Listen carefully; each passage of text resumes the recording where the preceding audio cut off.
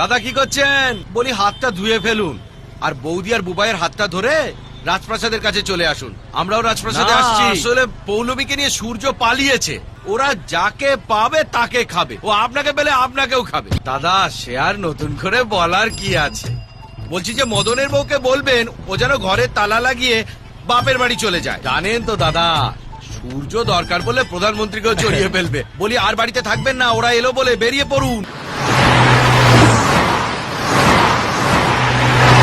বাবা আমার বইগুলো ফেলে এসেছি। বেঁচে থাকলে নতুন বই কিনে দেবো, এখন মুখ বন্ধ করে তাড়াতাড়ি হাঁটো। ওই গুন্ডাগুলোই বোধ হয় দেখতে পেলে মারা পড়ে যাবো, তাড়াতাড়ি চলো। ও দাদা,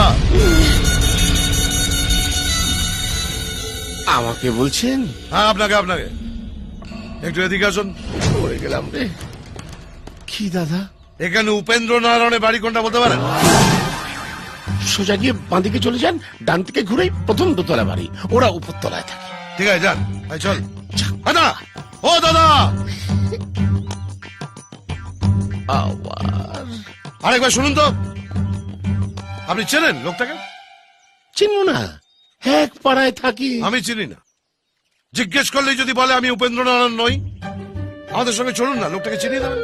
না না, অহংকাচুনি করবেন না, অত্যন্ত সজ্জন ব্যক্তি। সজ্জন? ওর ভাই একটা মেয়েকে নিয়ে পালিয়েছে, আমরা ওকে খুঁজছি।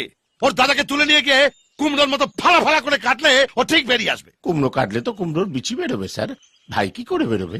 এই, আপনার কি তার কাটা নাকি? বলছি এক আর বুঝছে আর এক। উঠে আসুন। কি হলো, আমরা দাঁড়িয়ে থাকবো নাকি? হ্যাঁ বলুন, গাড়ি করে আমরা পৌঁছে দেবো। আসুন। না স্যার, আমি কোনো ঝামেলায় জড়াতে চাই না, বুঝতেই পাচ্ছেন মিডল ক্লাস, বউ ছাড়া কাউকে ভয় পাই না। তো যান, বউয়ের আচল ধরে যান যান। স্যার, আবার কি হলো? ওই লোকটার কোনো ফটো আছে আপনার কাছে? মানে চিনতে সুবিধা হতো। ফটো থাকলে আপনাকে জিজ্ঞেস করতাম।